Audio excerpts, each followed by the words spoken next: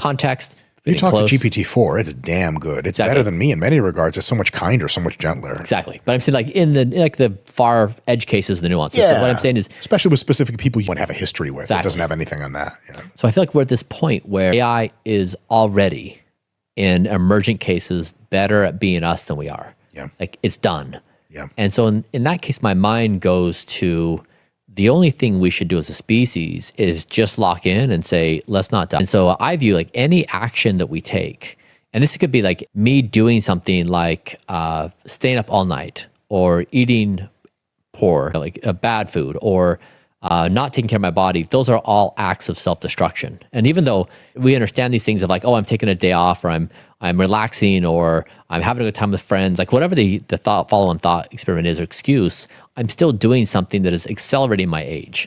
It's actually lessening my biological ability as a person.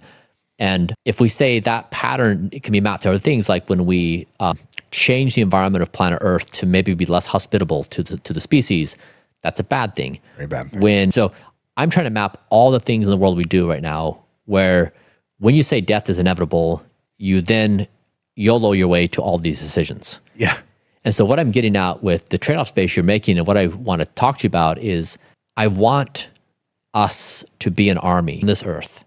I knew you were going to get to the Dracula shit sooner or later. Exactly. So here we are. Like, to rise up and we say, we're going to recognize this moment for what it is. And we're going to be around for this thing. And the enemy is our proclivity to YOLO our way to death. And that may be individual behaviors. It may be going to war. It may be killing each other. It may be other forms of violence, and maybe on the earth. But basically to try to eliminate from all of us, this trade-off space we have of pleasure and or debauchery or whatever. And it's just a new era of being human, and that we can't say anything intelligent about the future. Like we are blind to what we may be and become. We just can't even map our values and norms. That's why I guess when we started talking about this, I was thinking through like your life decisions and my life decisions, and how we're both trying to play this game and how we think about it. We're both front facing, talking to people in the world about building muscle and about getting good sleep. And like we're taking our own avenues, but it really is not in this intertwined way of like, hey, everybody, can we just have an honest conversation? Like, what is really happening right now? And do our behaviors map at all to this bigger picture? Because a lot of times I think people can say, I'm doing my thing, but it doesn't really have an impact on the larger big picture thing. Like what's going to happen to OpenAI or Anthropic is their own trajectory. And like little old me, like what am I going to do? I don't think that's true. I think why not? Because everyone behaves and it has a ripple effect. Where we work, who we vote for, how what friend we are, the opinions we express, we post on social media, the comments I make, we're all contributing to this emergent thing as a species. Sure. And when you multiply that and you say it's hundreds of millions or billions of us doing this, it's overall zeitgeist. And so when someone like yourself or someone like me, we have certain positions where people listen to us to say certain things, then we really are in these positions of authority. And so if you see it, if you see this moment, and there's not many people who do, like who genuinely see what's happening right now. Yeah, sure. Like maybe more and more, but like. I'm not disagreeing. Yeah, very few people. Like really understand the extent of how much reality could change. How much better the future is going to be in every regard, and how long the future can be. So basically, to really red team my own position, I'm trying to locally optimize for the next 5 to 10 years of YOLOing. And what I could have with brain and cloud plus rapid computing is 500,000 years of pure ecstatic scientific exploration and unity with the great knowledge that AGI will collect. Holy shit, is that myopic?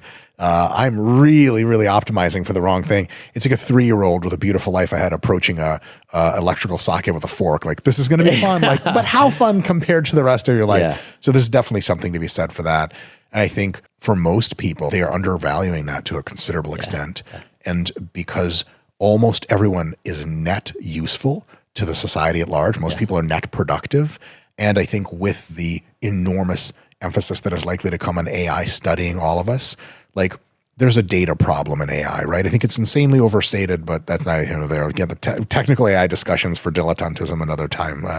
But it's going to be apparent that people will probably be getting money, substantial money, probably enough money to live, just so that drones and robots and your interfaces can study every single thing you do as long as you're awake, all of your decisions, to get as much training data for the major foundation models as possible. Everyone then, even if they're not in some obvious way productive, is hugely helpful to creating this wisdom machine. And more than that, there's so many great things ahead that if you're struggling through a tough time right now, things are going to get so immeasurably better, you're going to wish you were there.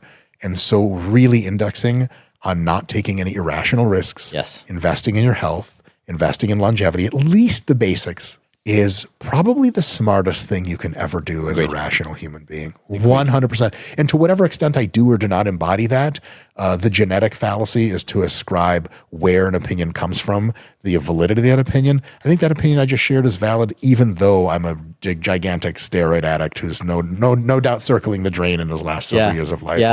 So this is what I wonder if we could team up on.